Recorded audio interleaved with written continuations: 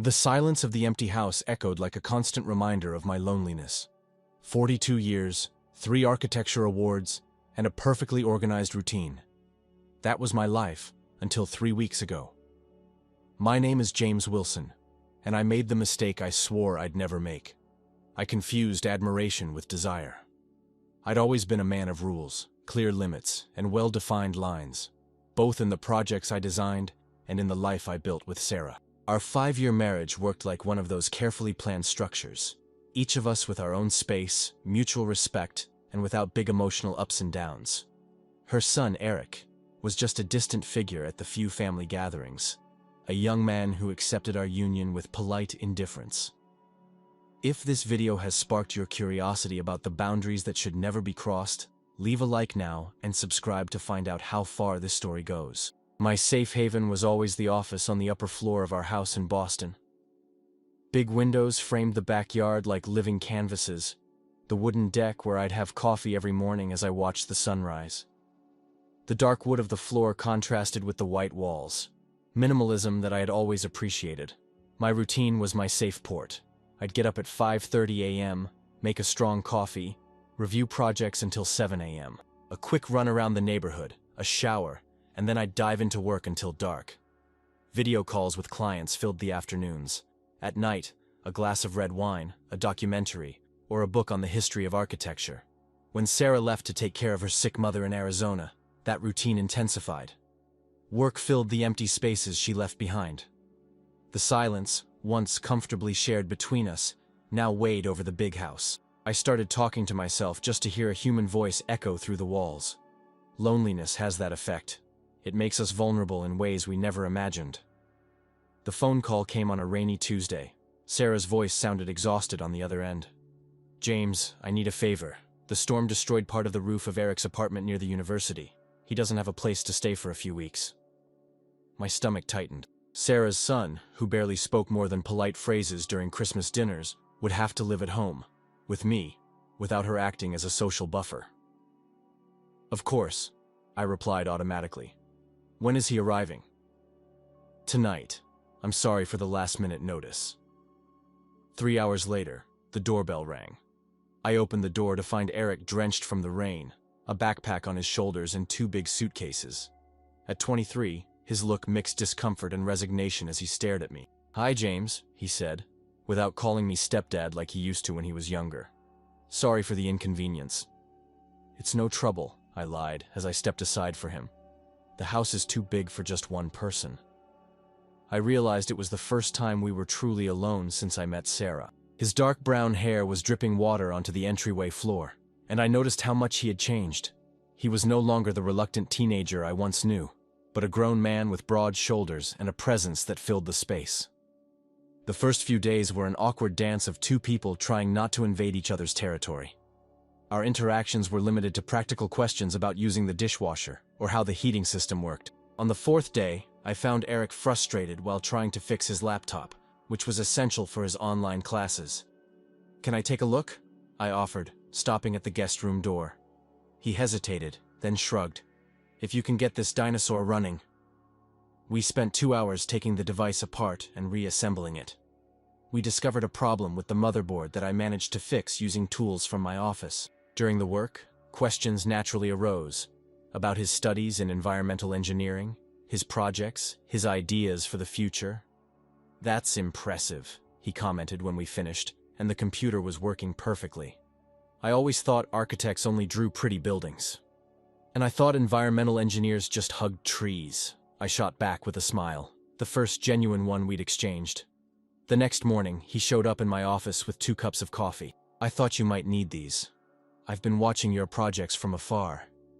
That concept of a self-sustaining building is fascinating." Somehow, breakfast turned into a ritual. After that came the dinners we prepared together. I found out he had a cooking talent inherited from his grandmother.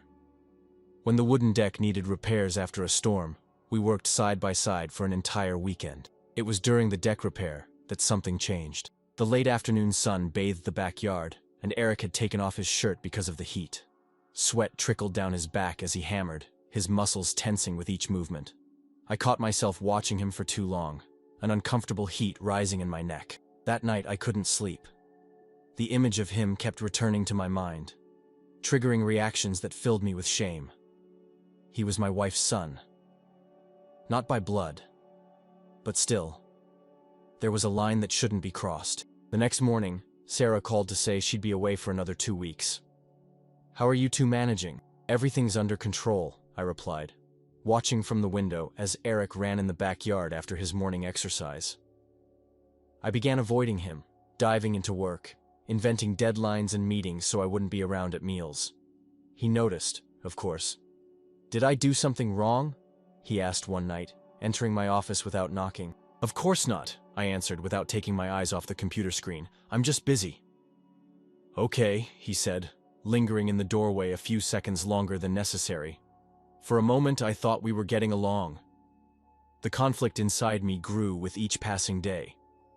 During an inevitable dinner, Eric casually mentioned he had just ended a recent relationship. "She didn't understand my connection with other men either," he said, as if commenting on the weather. Gauging my reaction, I choked on my wine, the information echoing in my mind like an alarm. He smiled sideways, his eyes holding mine for 1 second too long for comfort. "You look surprised," he observed. "I just didn't expect this conversation," I managed to say. Later that night, we brushed past each other in the narrow corridor between the bathroom and the bedrooms. His body brushed against mine for a brief, electrifying moment. I mumbled a hasty apology and locked myself in my room, heart racing and thoughts in turmoil. The boundary between us was getting thinner, and I no longer knew on which side I wanted to be. The clock was nearing midnight when I finished an urgent project. My eyes burned after hours in front of the screen, and I decided I needed a moment to unwind. I quietly went down the stairs, careful not to wake Eric, who I assumed had been asleep for hours. The soft light coming from the kitchen caught me by surprise. There was Eric, sitting at the table with a half-empty bottle of whiskey and 2 glasses. His messy hair fell over his eyes, and he was wearing just a pair of gray sweatpants. "I couldn't sleep," he said, looking up when he saw me.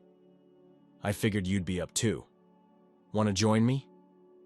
I hesitated for a moment, aware that every interaction between us seemed loaded with hidden meanings. The tension in the air was almost palpable, like the electricity before a storm. "Just a glass," I replied, sitting down in front of him. "I have a meeting early tomorrow." Eric silently poured the amber drink. Our fingers briefly touched when he handed me the glass, and neither of us pretended it was accidental. "Why are you avoiding me, James?" he asked directly, his eyes fixed on mine. The whiskey went down hot in my throat, giving me a courage I didn't know I needed. "Because I'm having thoughts I shouldn't be having." The silence that followed was heavy. Eric spun the glass between his fingers, as if he had been waiting for my words all along.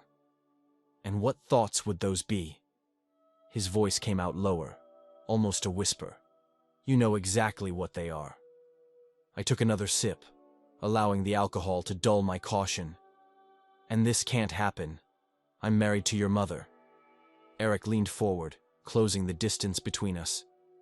"She's never really here. Not physically, not emotionally. You know that as well as I do." "That doesn't change what's right or wrong," I argued, though my voice betrayed my wavering conviction. "So what is right then? Should we just deny what's happening between us?"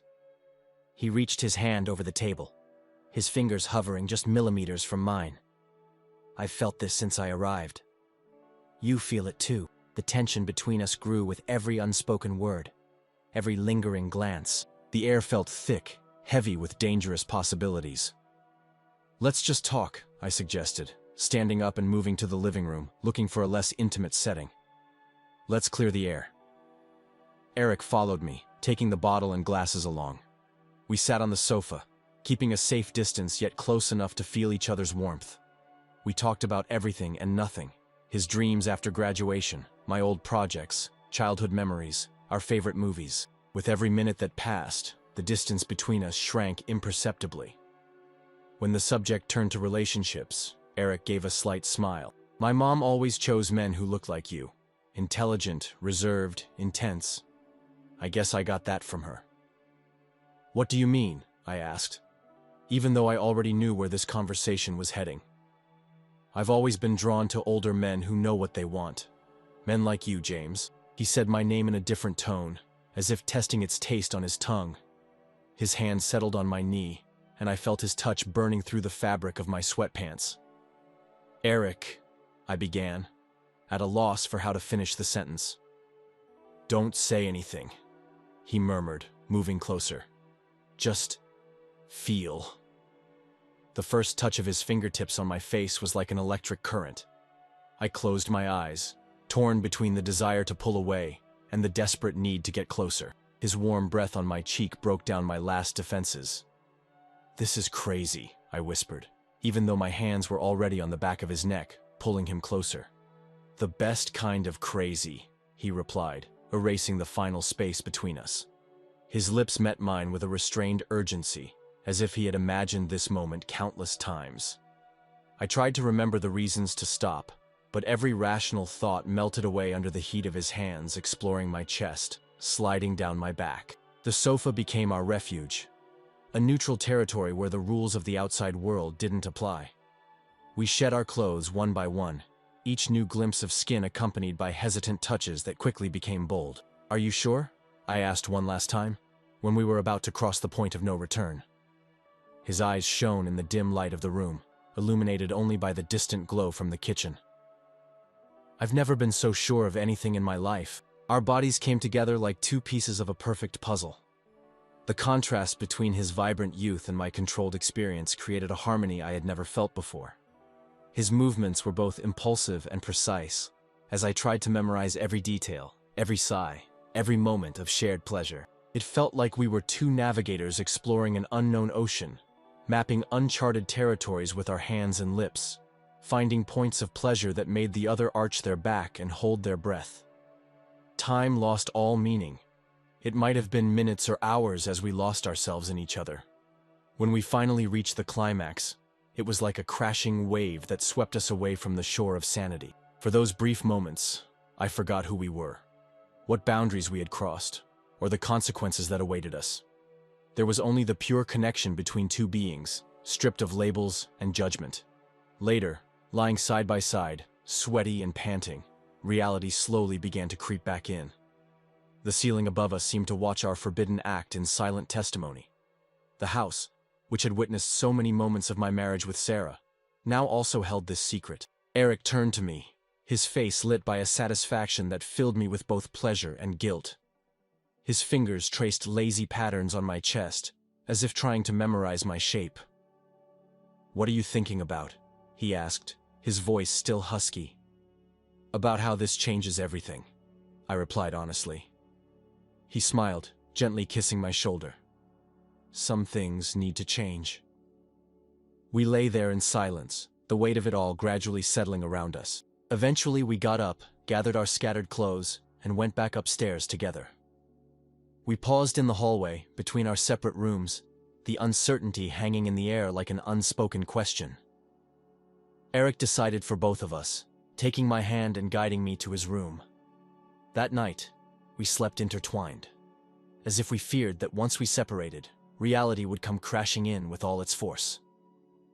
I woke up before dawn, with Eric's arm heavy over my chest and even more weight on my mind. The first rays of sunlight began to peek through the gaps in the blinds, illuminating his sleeping face.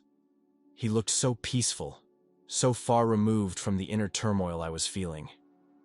Carefully, I slipped out of bed, grabbed my clothes, and went back to my room. In the shower, I let the hot water fall on me as if it could wash away the guilt along with the physical traces of the previous night. The images of what we had done flashed vividly in my mind, not with disgust, which might have been easier to bear, but with a renewed desire that scared me even more. When I went down to the kitchen, Eric was already there, making coffee. He was wearing only pajama pants and smiled when he saw me, as if we were just a normal couple starting an ordinary day. "Good morning," he said, handing me a steaming cup. "Did you sleep well?" His casualness threw me off. "Eric, about last night." "No," he interrupted, placing a finger over my lips. "Don't say it was a mistake. Don't ruin what happened." I sighed, accepting the cup. "We need to talk about it." We sat at the kitchen table, the morning sun creating a surreal, domestic atmosphere for a conversation that was anything but simple. What happened between us? I started carefully choosing my words. It was intense and meaningful. I'm not going to pretend it wasn't. But you're my wife's son. Stepson, he corrected. I didn't even grow up seeing you as a father figure. We met when I was almost an adult.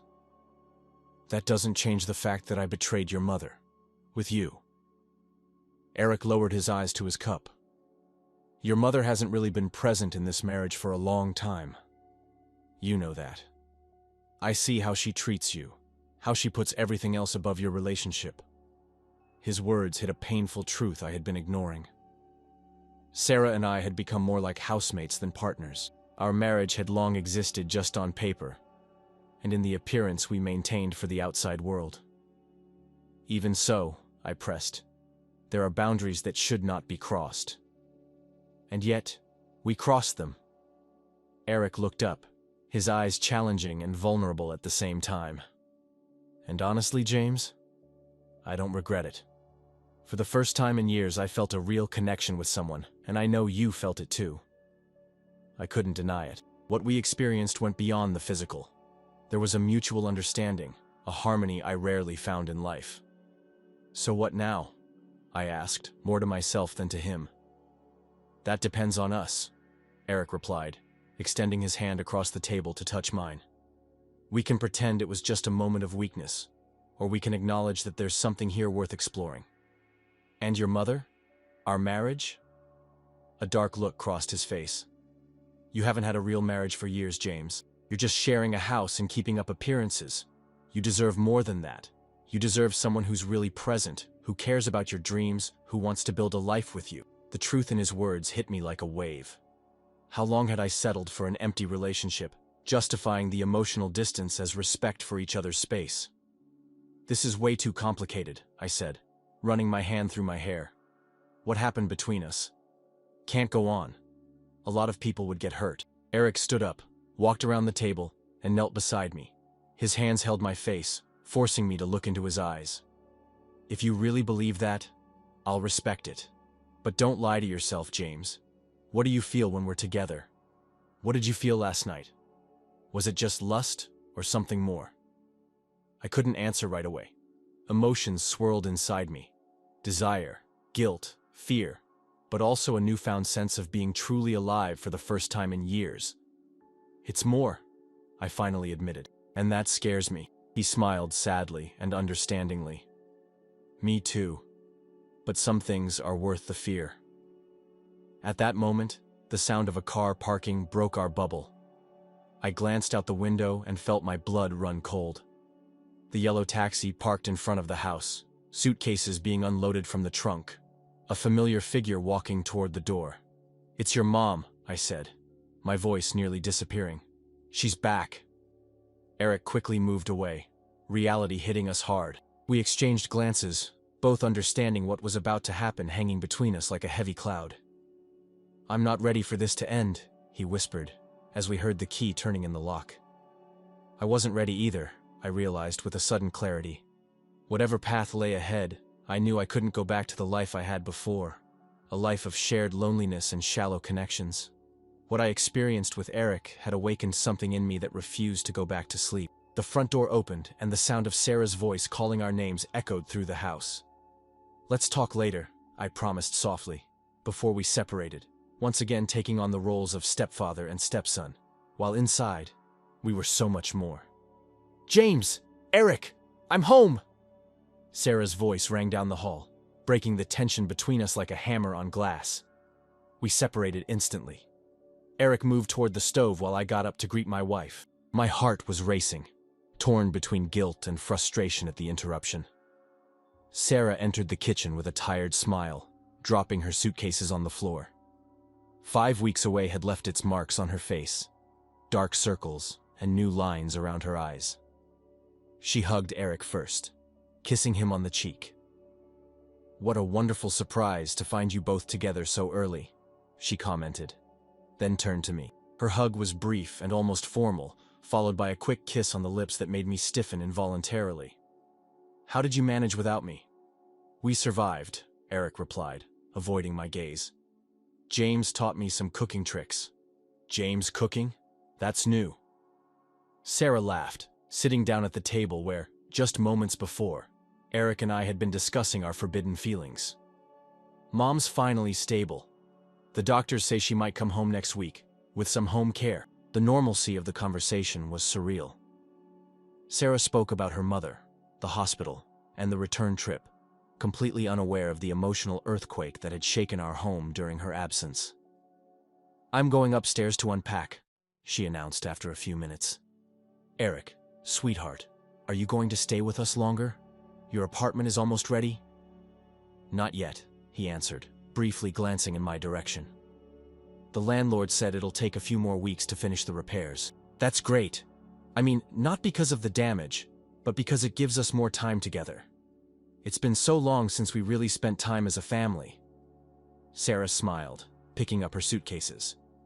James, can you help me with this? I followed my wife upstairs, carrying the heaviest luggage, aware of Eric's burning gaze on my back. In the bedroom, Sarah began unpacking, talking about plans for the next few days as if nothing had changed. I thought we could take the opportunity to have a family dinner tonight. What do you think? She asked, hanging clothes in the closet. Sure, I replied automatically, my mind still in the kitchen with Eric. Sarah stopped and looked at me more intently. Are you okay, James? You seem distant. I swallowed hard, avoiding her scrutinizing look. Just tired. I had a major project to deliver yesterday. She nodded, accepting my explanation without questioning, as she always did. I'm going to take a shower. Why don't you get some rest? You really look exhausted. When Sarah closed the bathroom door, I slipped away to the office. I needed space to think, to process the whirlwind of emotions consuming me. I sat at my drawing table, but I couldn't concentrate on anything except last night, the touch of Eric, the connection I found when I least expected it. A soft knock on the door startled me. Eric entered without waiting for an answer, closing the door quietly behind him. We need to talk, he said, keeping his distance. Not now, I replied, gesturing toward the ceiling with my eyes, reminding him of Sarah's presence upstairs. Then when? His voice carried a calm urgency. She just got back. We won't have many chances. I ran my hands over my face, feeling the weight of the decision I had to make. Eric, what happened between us? It was real, he finished. Don't try to downplay it. I'm not downplaying it. I'm trying to be realistic. Your mom is my wife. You're asking me to choose between you and your mom. I didn't phrase it as a question, but as a painful observation. I'm asking you to choose happiness, James. He knelt beside me, his hands on the arms of my chair. When was the last time you felt truly alive in this marriage? I couldn't answer. The truth was, my marriage with Sarah had become a comfortable arrangement, a partnership based more on habits and convenience than on passion or genuine connection. I need time, I finally said.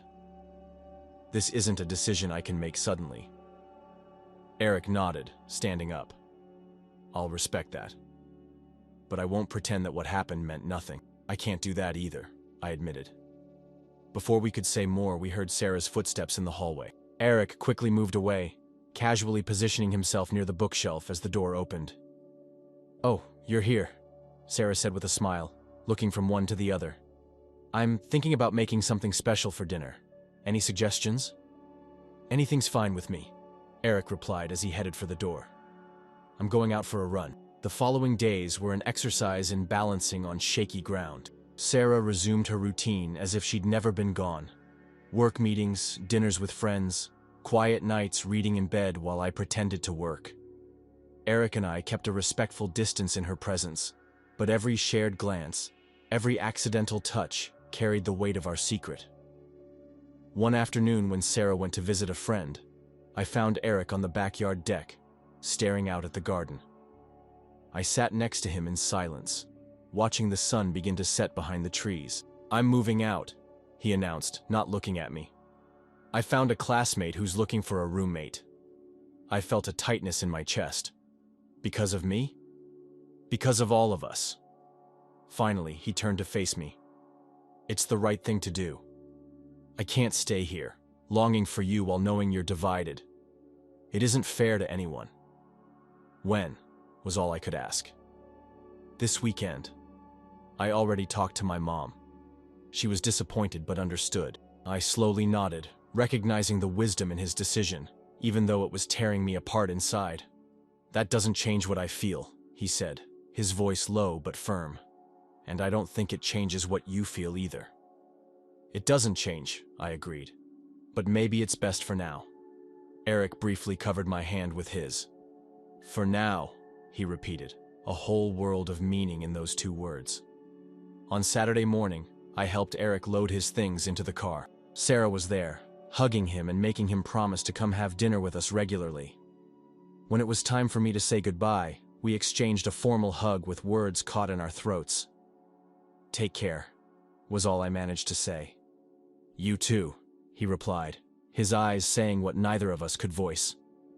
As his car drove away, it felt like a part of me was leaving with it. Sarah interlaced her arm with mine, resting her head on my shoulder. It's good to see you two getting close, she commented, completely oblivious to the true depth of that closeness. I always wanted you to have a better relationship. The irony in her words nearly made me laugh bitterly. Let's go inside, I said, leading her back to the house that would never be the same again. 3 weeks had passed since Eric left. The house returned to its previous routine. Sarah busy with work, me buried in projects, our lives running on parallel lines that rarely intersected. But something had fundamentally changed inside me. The experience with Eric had awakened feelings and desires I didn't even know existed, exposing the fragility of what I called my marriage. On a typical Tuesday, I received a message on my phone. Coffee tomorrow? I need to show you my new sustainable engineering project. It was Eric, offering an innocent excuse for us to meet. I glanced at Sarah, absorbed in her laptop on the other side of the room, completely disconnected from my emotional world. I thought about how easy it would be to continue like this for years, maybe decades, living together yet apart, playing the expected roles but never truly being present for each other. I need to tell you something, I said, breaking the silence of the room. Sarah looked up, surprised by my serious tone. What's wrong?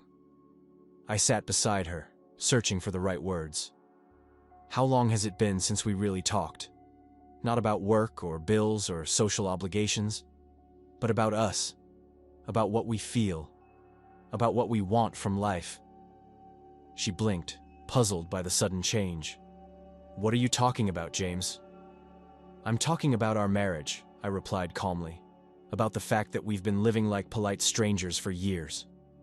Sarah closed her laptop slowly. Is this about my trip? I know I was away longer than planned, but my mom needed me. It isn't about the trip. It's about everything.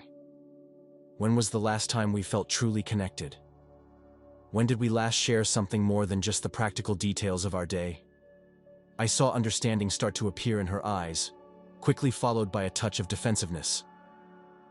All marriages go through phases, James. We've had our distant moments and our close moments. And when was our last close moment? I asked gently. Can you remember? She didn't answer right away, her eyes drifting toward the window. What exactly are you trying to say? I took a deep breath. I think we need to be honest about where we are, about what we really want. Are you happy, Sarah? Truly happy with what we have? A tear rolled down her cheek, but there was more resignation than surprise in her expression. I've been wondering the same thing for a long time, she finally admitted. I just didn't know how to bring it up.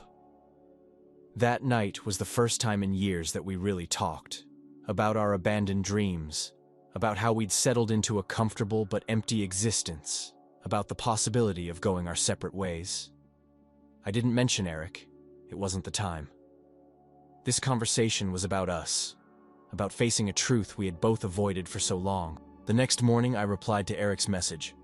Tomorrow, at 10, at the downtown cafe. When we met, he immediately noticed something had changed. Maybe it was the way I sat more upright, as if a weight had been lifted off my shoulders. What happened? He asked after we ordered our coffees.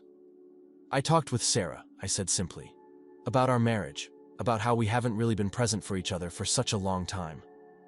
Eric's eyes widened. You told her about... No, I interrupted. That conversation wasn't about you or us. It was about being honest with ourselves about what we want in life.